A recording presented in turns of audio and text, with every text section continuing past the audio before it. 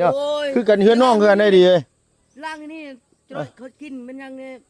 มีเนี่ยเขาถอกอยู่นั่นมัน โดยว งปลาเนี่ยเขาถอกสะสายบนหุ่นครัวกับเมื่อยเขาลา โดยเฮือนน้องก็คือกันน้องกับเมื่อยกัน ออกมาเมื่อกี้นี่ก็อุ้ยถ้วย กินเขาบ่ได้นะ โดย กินข้าวสะเขาบ่ได้ ถ้วยบวงเต็มอยู่หั่นโพดโพดีฮอดอยู่ดอกประมาณ30ใบ เขาอยู่นะ เฮาก็บ่จมเลยเฮาอยู่เฮือนเฮาก็คือกันนะอยู่เฮือนเฮาก็มีแต่ผู้ใหญ่เบิดแหละขี้คร้านเว้าเฮือนให้ก็ได้ เอาไป หมู่กินคือหมู่บ่ฮู้จักความนี่คือหมู่บ่เคยสิใช้บ่ใช้ต่อนี่แม่ คืออ่านกินนี่กินสมมติว่ากินนี่แล้วกินน่ะล่างเลยได้เขาขี้คร้านได้ โด เขา ย คร้านจะซาลายกินแล้วเขาล่างเลยได้เขากินเขาล่างเลยเนี่ยคือกิน อันว่า ขนมกระยาซองยัง ทางเข้าเพิ่นจักเพิ่นเสียดหม่องใดบ่เสาของมีน่ะ อันนั้นสิกอเบิ่งได้อันเขามันอยู่ตรงนี้ของกอมันนี่บ่ ก่อบดยาวนี่แหละพ่อก่อบดเลย แต่ประตูน่ะ แต่ประตูทางเข้านี่นะเพิ่นเสียดหม่องใดหั่นน่ะ ตรงนี้นะทางตรงนี้แล้วก็ตรงนี้ จุ่มถ้าก็มีก่อนมาก่อนเนาะ โดย วันนี้ถือบ่ โดยหม่องนี้ก็หม่องนี้นะคันว่านั่นน่ะให้มันติดกับเสานี่นะ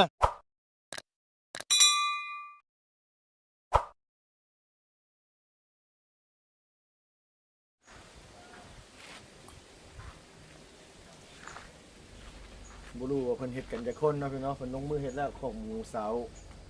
ของมีมื้อนี้ก็ได้เนาะเพิ่นเริ่มเฮ็ดเริ่มทำแล้วล่ะพี่น้องเอ้ยเนาะมันหลายมื้อหลายวันแล้วผ่านมาก็ได้เพราะว่าทั้งนี้ทั้งนั้นก็คือบ่เพิ่นสิอยู่เฮ็ดนี่ทั้งพ่อน้องจะดีตอนแรกเพิ่นว่าเพิ่นสิเป็นคนเฮ็ดว่าซั่นว่าเนาะแต่ทีนี้ก็เลยเห็นว่าเราเลิกลากับแม่จะดีแต่เพิ่นก็เลยเมื่อบ้านหรือว่ามือเฮือนหลังเพิ่นเลยบ่มีไผเฮ็ดก็เลยให้อันทางกันว่าไอ้ลบกับอันไอ้ดีพอน้องเลี้ยงไปหาสร้างใหม่มาเฮ็ดซอยกันเนาะพี่เนาะก็เลยลงมือเฮ็ดมื้อนี้พี่น้องเอ้ยจักมื้อบุสิแล้วบัดนี้ก็ได้โอ้ย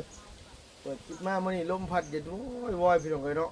ทำท่าฝนสิตกมื้อนี้ก็ได้เอามื้อนี้ทั้งนั้นก็ผู้ใดเฮ็ดให้เฮ็ดหน้าเห็นฟ้าเห็นฝนมานี่ก็อุ่นอกอุ่นใจแล้วเนาะพี่น้องเนาะผู้ใดบ่เฮ็ดนี่ก็โอ้เดินทางไปใส่มาใส่ลำบากแท้ๆพี่น้องเนาะโดยเอากราบทักทายสบายดีเด้อ สวัสดี น้องเบิดสุขุสุคนพี่น้องเอ้ยอยู่กันจะคนได้ดีฮะ 4 คน 4คนโอเคเนาะ ให้ไว้ พอกันยามเช้าๆพี่น้องเอ้ยบรรยากาศลมเย็นว่อยๆเลยมื้อนี้ก็ได้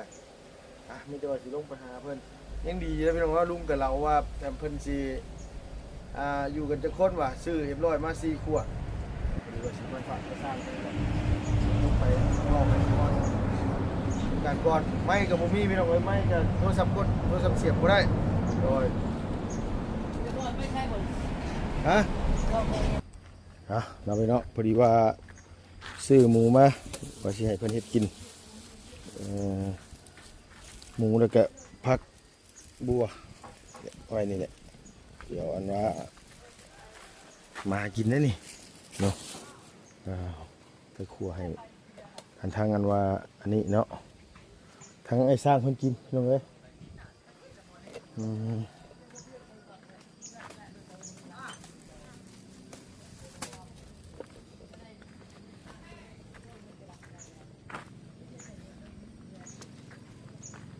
สบายดีเด้อเด้อโดยได้บ่นี่กินได้บ่นี่ได้อยู่เนาะได้เอ็มน้อยได้อยู่เนาะ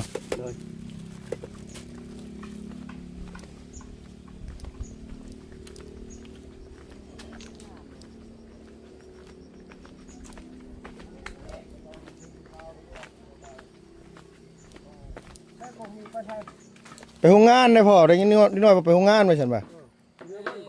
ฮะไปผู้เดียวแล้วแหละ มาให้กินอยากเข้าแหละ อยากเข้าแล้ว โดย มันชาเทคานนี่ลุงแต่ไวแล้ว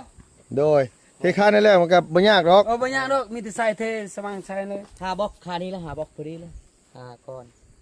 โดยหาก้อนชำนี้เนาะพอดีเทคานพอดีสบายดีเด้อโดย 4 คนเฮ็ด 4 คนเฮ็ดป้า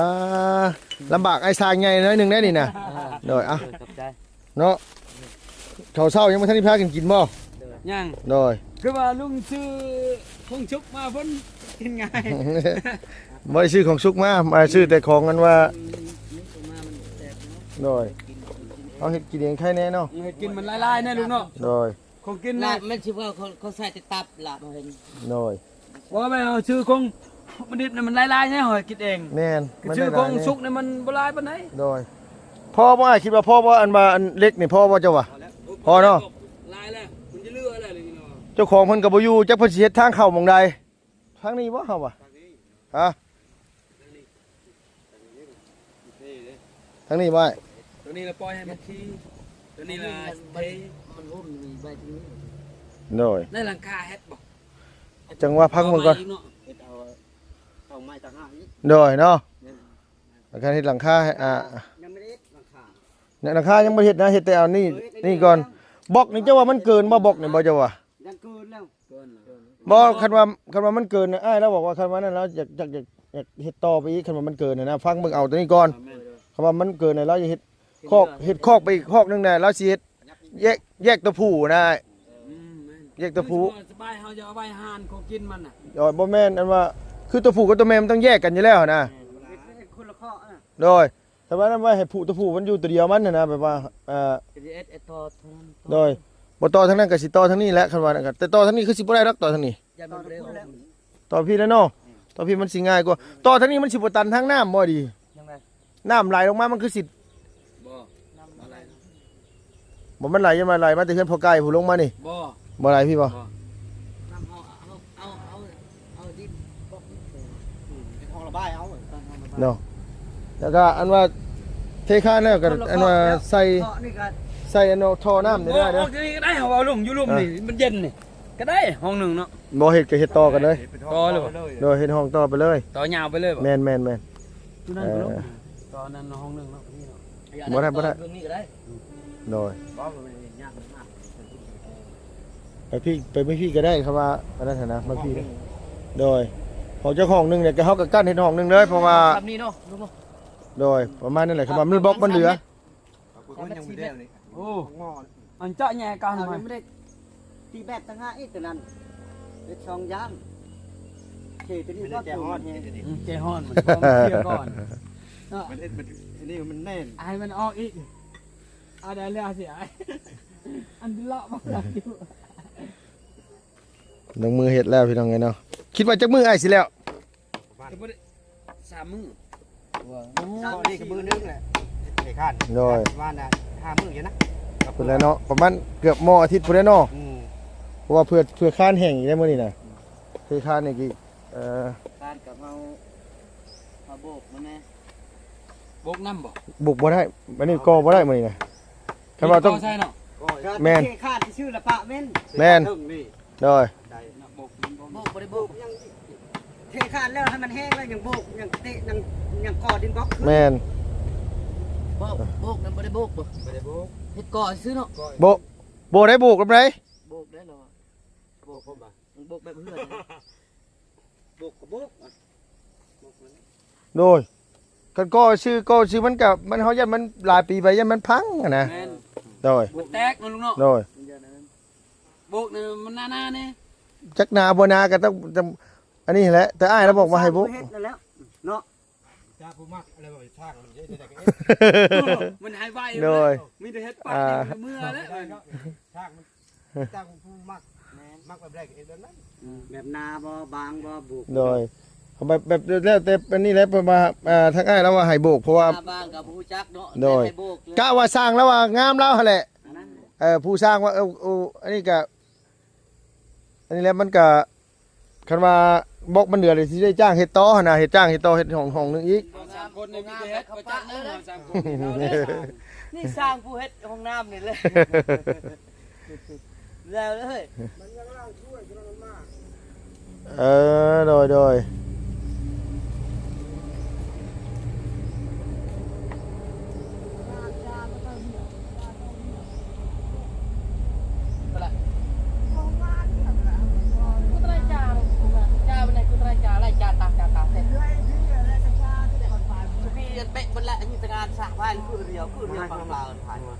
จาบนแหละอันเบะบนแหละเต็มบนทีเลยทรองแก้วน่ะเรื่องจาเนี่ยก็ไม่ใช่ระเมือเจอกันโจเลยโต๊ะจะลองโต๊ะอุ่นเลยตั้งเลยติดตั้งเด็ดเอาไว้ไปเชื่อว่ารุ่นใหม่ทุกอย่าง เป็นคดีอะไรเนี่ยตายเลย คือจาไปแหละคือระเมือเลยเบะจาคือระเมือก็ได้เดียวเรื่องเดียวเราแต่บางทีเราตามแกก็ชาต้องงานทีเนี้ยเรียกกูชาจบรถจอกันทีแล้วเต็มเชียร์สินัวเนี่ยเต็มเชียร์กูเรียกหนึ่งก็เรียก หม้อพลังเพื่อนพ กู ลัง เป้ามูง่ายก็กูเป้าจะได้ที่ก็เต็มนี่คืออาทีก็ชา มาพาทุกคนดูเพื่อนตลาดอ้าวใช่ แล้วก็เรียกประชา หมูบ่ได้ดุดโต๊ะนี่เนาะ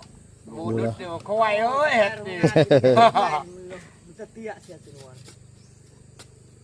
เราชิดหนามชิดท่า จะเลยจะจนเหนื่อยมีเหนื่อยตามันละเหนื่อยอันบางคนแหละอันเอาในอันคู่เนี่ยเพิ่มด้วย บอกนี่น่าจะเรือลายยี่ดอกเขาว่าเนาะบอกเนาะทุกคน เรือลายใกล้ตรงเนี้ยโต๊ะ เข้าใจอยู่มันมากเลยเวลามันล้างทีเพื่อชุกพวกอันนี้เขาบริล่างเขาขึ้นแล้วเขาปา ลุงกินงง เดี๋ยวจักไผแน่ไปนอนอยู่หันเว้ย เขานี่ท่านผู้ใดผู้นั้นล้างท่านผู้ใดผู้นั้นล้าง เขาเมื่อยเลยเขาล่าง เมื่อยเลยเนาะดีเนาะคือกันเฮือนน้องเฮือนได้ดีเลย ล่างนี่เขากินมันยังเนี่ยมีเนี่ยเขาถอกอยู่นั่นมัน โดยว งปลาเนี่ยเขาถอกสะสายบนหุ่นครัวกับเมื่อยเขาล่าง โดยเฮือนน้องก็คือการน้องกับเมื่อยกัน ออกมาเมื่อกี้นี่ก็อุ้ยถ้วย กินเขาบ่ได้นะ โดย กินข้าวสะเขาบ่ได้ ถ้วยบวงเต็มอยู่หันโพดโพดีฮอดอยู่ดอกประมาณ30ใบ เขาอยู่เนาะ เฮาก็บ่จมเลยเฮาอยู่เฮือนเฮาก็คือกันนะอยู่เฮือนเฮาก็มีแต่ผู้ใหญ่เบิดแหละขี้คร้านเว้าเฮือนหั่นก็ได้ เอาไป หมู่กินคือหมู่บ่ฮู้จักความนี่คือหมู่บ่เคยสิใช้บ่ใช้ต่อนี่แม่ คืออ่านกินนี่กินสมมติว่ากินนี่แล้วกินน่ะล่างเลยได้เขาขี้คร้านได้ โด เขา ย คร้านจะซาลายกินแล้วล่างเลยได้เขากินเขาล่างเลยเด็กเขากิน อันว่า ขนมก็ยาซองยัง ทางเข้าเพิ่นจักเพิ่นเสียดหม่องใดบ่เสาของมีน่ะ อันนั้นชิกอเบื้องได้อันเขามันอยู่ ตรงนี้ของ กอมันนี่บ่ ก่อบดยาวนี่แหละพ่อก่อบดเลย แต่ประตูน่ะ แต่ประตูทางเข้านี่นะเพิ่นเสียดหม่องใดหั่นน่ะ ตรงนี้นะทานตรงนี้นะตรงนี้ เออจุ่มถ้าก็มีก่อนมาก่อนเนาะ โดย วันนี้ที่บอก โดยหม่องนี้ก็หม่องนี้นะคันว่านั่นน่ะให้มันโดย นี่งาม สิบกับเสาวันนี้ได้เลย โดย ในนี่จะตัดก็ได้เดินไปเอาไปก็ได้แล้วว่านี่เนาะ ได้บ่ตัดก็ได้ดอกฮะ ปรุงประตูซื้อว่าปานประตู แม่นประตูซื้อประตูเปิดออกเปิดเข้ามันสิเป็นโครงเหล็กหรอกโครงเหล็กเวลานั้นน่ะ ข้างไว้จอดไว้ แม่นโครงเหล็กได้จอดแล้วก็เจาะน็อตใส่นะถนนหมุนใส่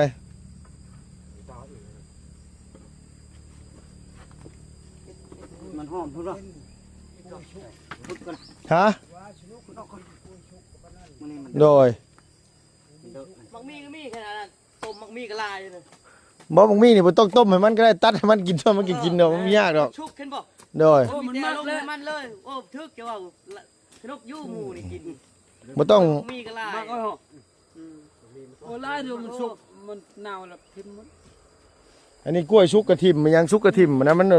จะเสียดาย กินไม่ได้กลัวนะ ลุงซื้อนี่หมูลาวหรือหมูเวียดน่ะหมูผัด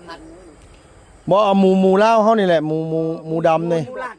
หมูลาดนี่ บ่แม่น ธรรมดานี่เขามา หมูลาดน่ะมันจังขายง่าย เขามัก ลุงซื้ออยู่สปอนนี่บ่ บ่เดี๋ยวเฮาสิมีหม่องซื้ออยู่ อยู่ส ตัว ป ผู้ อนบ่งามปานใดอยู่สปอนน่ะ ตัวผู้มันเฮาสิซื้อมาตัวผู้บ้านนาแพรกโค เออ อยู่บ้านนาแพรกตัวผู้มันน่ะมันตัวผู้มันสิใหญ่กว่านะพันธุ์มันใหญ่กว่านะ เขาไปชงให้เนาะ 10กว่าปี บ่เฮาซื้อมาแล้วเฮาเอาขึ้นรถหมู่เฮาก็ได้ เออ ซื้อเอาใส่รถมาเลยก็ตัวผู้ตัวเดียวเนาะตัวแม่แล้วเฮามาซื้อหมูลาดเอาหมูดำบ้านเฮานี่หมูดำนี่ หมูดำนะครับ โดยหมูดำมันสิขายง่ายกว่าแล้วก็มันก็สิทนต่อโรคกว่านะ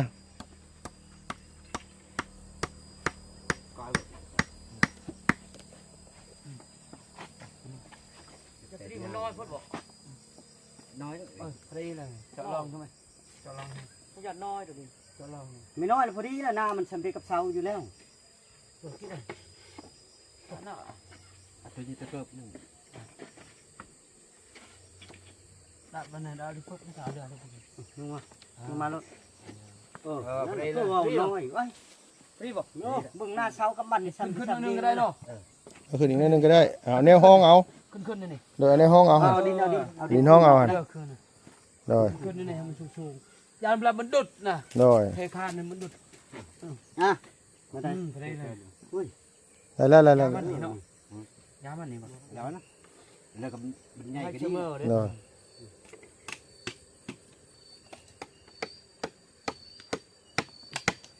ตอก เทพื้นหมดอยู่มันเลยดุด โดยเทพื้นเบิดแหละ แล้วเลยเนาะ มันเลยดุดได้ เดี๋ยวบ่ได้แล้วให้มันเย็นมันอยู่มันเย็น เลยจงแต่ประมาณนึงไม่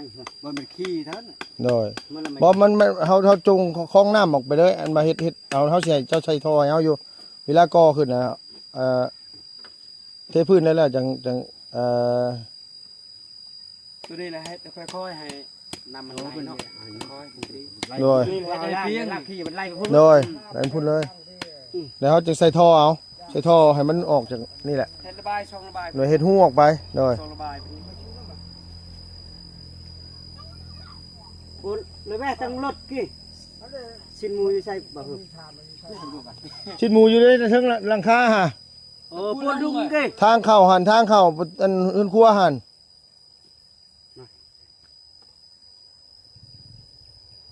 แน่นบ่ แม่นก็ยังบ่ครบ บ่เป็นหยังเจ้าเทคานนี้ได้แล้วเจ้าเทคานนี้แล้วก็เทคานนี้แห้งจะแกะออก มันแกเอา ไปใส่คานนั้น ตัวนั้นมันเทิดมันยาวโพด โดยแกะเอา ตามรถตัวนั้นจะ ให้ โดย มาชั่วโมงนึงก็มันแห้งเลยลุงเนาะ โอ้ยฮอดเนาะ บ่กลัวแล้วเหรอชั่วโมงหนึง มันมือ บ่ฮอดดอกประมาณ3ชั่วโมงนี่ก็ได้แหละถอดแบบน่ะ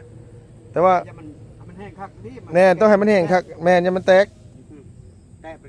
พอแห้งไปตาบอีจับอีก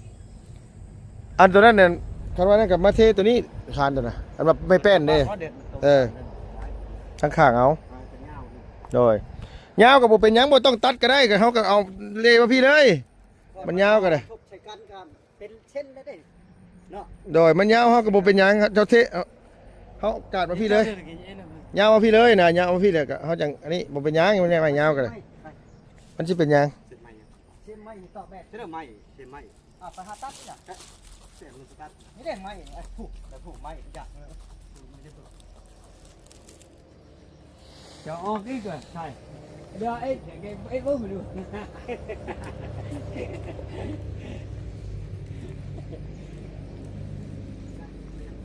ไม้อันนั้นน่ะเอาเลยไม้ทำแกเอาเลยแกเอาเลย เจาะตัวไหนยอง บ่เป็นหยังยาวกับเจ้าเลยเอาวัดไปพุ่นเลยลุกกายเลยมีแต่ว่าเจ้าวันว่าพากันมัดลวดอันนี้แล้วนี่นะคันว่าเฮาตีแบบแล้วมันสิมัดยากลวดนะ แม่มันหลุดก่อนแล้ว มัดลวดก่อน ใช่เล็กอันนั้นเล็กขอดนะมา คันว่าบ่มัดลวดก่อนแล้วมันชุเจ้าตีแบบแล้วมันสิ เนี่ย มัดยากสิว่าเอาแล้วสิว่าอีกละ แม่น ที่จริงนี่เขาต้องมัดก่อนให้เขาจะเอาลงไป บ่มัดบ่ได้แล้วเนาะขุดก้อนหินลุมเนาะ มันบ่มีบ่แนวงอไอ้แนวงอก็เอาแต่ว่าอันนี้เลยคักอยู่ได้แบบนี้เนาะแนวงอก็เตือนว่าค้อนตีงัดรถ เจ้าไว้เนาะไม่ไว้เนาะนายตัวไหน ใช่กัน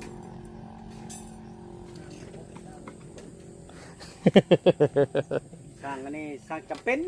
สร้างจำเป็นเขาว่าใช่นะบ่าวเขาขึ้นมาแต่เฮ็ดอยู่บ้านผุนบัดแล้วบัดบ่ว่างสระบุรีก็ได้ บ่ให้ดอก บ่เป็นหยังนะคะแนนว่ามันเฮ็ดสร้างบ่เป็นปานใดเนี่ยพ่อมันยังเฮ็ดงามพ่อเอ้ยสร้างบ่เป็นปานใดแฮงเฮ็ดงามเห็นบ่สร้างเป็นโอ้ยผ่านงานมาเป็น100หม่องเฮ็ดห้องน้ำให้เจ้าน่ะยังบ่ผ่านเลยหั่นเฮ็ดรวบๆเรียบๆไปโดดแล้วเด้โอ้ยติก็บ่ได้อีกบาดนี่ ให้เอาอีกเนาะนี่ก็ให้เจ้าของผู้จ้าง ติก็ให้ผู้จ้างอีกบาดอุกอีกขมังน้ ปกติเล่นก็เสียเงินเนาะ ำติก็บ่ได้เขาว่าห้องน้ำก็อยากได้งามบ่เขาว่าอ้าวห้องน้ำก็อยากได้งามบ่มากล้าเว้าแท้เขาว่า เขาเสียเงินได้งามเนาะนั่นบ่ยากว่าเพิ่นบ่อยากได้งามก็เฮ็ดคือเพิ่นครัวเอาสัก4มุ้งก็ได้เสียเงิน4-5 ล้านพอแล้วเนาะ เนาะเขาบ่อยากงามก็ไปวัดอ้อมหมอแล้วว่ะ ได้เด้อเขาจะได้งามแล้วเขาเสียเงินหลายเอาใจเขาเอ้ยเจ้าเขาเงินเจ้าเฮ็ดเขาได้งามเอ้ย ดูส่งมาธนาเขาจ้างนี่ ว้าเฮ็ดได้แล้วเฮ็ดอยู่ดอกแล้วเฮ็ดเป็นอยู่ดอกพ่อ จะให้มันลำลอยเนี่ยเขาธนาเขาเอาอีก อันนี้นี่คันว่าบล็อกเดือนอ้ายแล้วอยากจ้างเฮ็ดต่อเลยไปซั่นบ่า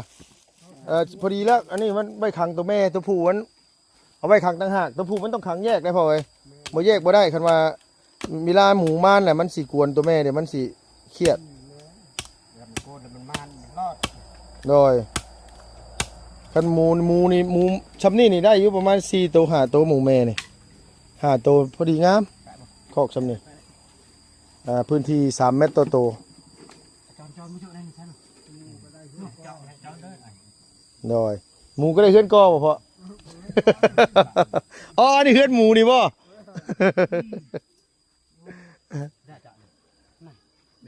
หนาวเจาะไม่ได้ขึ้นเงินกับแม่จิตจริง แล้วพุ่นได้อ้ายเอ้ย พวกไหนจะเจาะกับไหน แล้วพุ่นได้เฮาก็บ่ฮู้แหล้ว นี่นะเอาไม่ใช่ โอ้พ่อกระไทยนั่นไหนเตะ ไปบัด เจ้าสิเจ้าก็มัดแยกเลยเนาะ มัดเดียวนั่น ใครอีดอกสร้างก็มีแต่สร้างเพื่อชีวิตทั้งนั้นเลย แม่ แบบมีแต่รุ่นยุค90ทั้งนั้นเลยใครอีดอก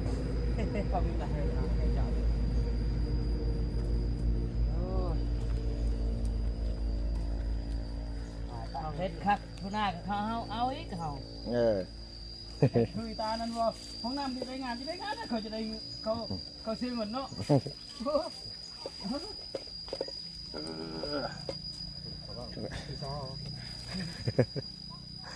แล้วมือแล้ว เฮ็ดแล้วมือก็แล้วก็ได้เวียกเทื่อเดียวได้มือก็ได้ ไปมาเนี่ย ทีเดียวแล้ว โดยคันว่าเฮ็ดงามนี่อยู่ไสเขาก็เอิ้นถามคันเฮ็ดเวียกให้ซุมเฮานี่ต้องเฮ็ดงามไว้ก่อนเพราะหยังเพราะว่าเขาติดใจแล้วอยู่ไสเขาก็เอิ้นหา พักแล้วมาเนี่ย คือคน บุ งา ด ม งานน่ะ เป็นผู้สาวคือผู้สาวงามอยู่ไส้ก็อยู่แจ้ไส้ขาง านมาเดิน โดยงานนี่บ่อึดคันว่าซุมเฮาน่ะบ่อึดงานคันเฮ็ดเวียกงามแล้วก็บ่ต้องย้านว่าบ่มีงานเฮ็ด ใครก็มาเอาเฮาเห็นบอกสร้างตัวนั้นดีได้พวกว่าพบยาก็ดีเด้ โดย ถ้าเป็นหักกระบอกคืน โดยในใดบ่เป็นเฮาก็ถามคืนถามเอาแบบนี้ได้บ่นู่นนี่นั่น แล้วได้ครับผมเป็นหักก็ต้องท โดยอันนี้รถเว้าน้อยหนึงก็บ่ได้โอ้ตายแล้วขมังนำได้เฮา ก็มาผู้เสียเงินอีก โดย เนาะ โดยโอเคเด้อเซนเดอร์มีแต่ว่าเฮ็ดนี่เฮาขึ้นไปเฮ็ดกินก่อนเด้อเอาสบายดีเบ่สุขุสุคนนะเด้อโดยเอ็มร้อยก็เติมไปบ่แห้งเลยเด้อนี่หันมั่งเลยเด้บุบบับโดด เติมน้ำมันเลยเนาะ โดย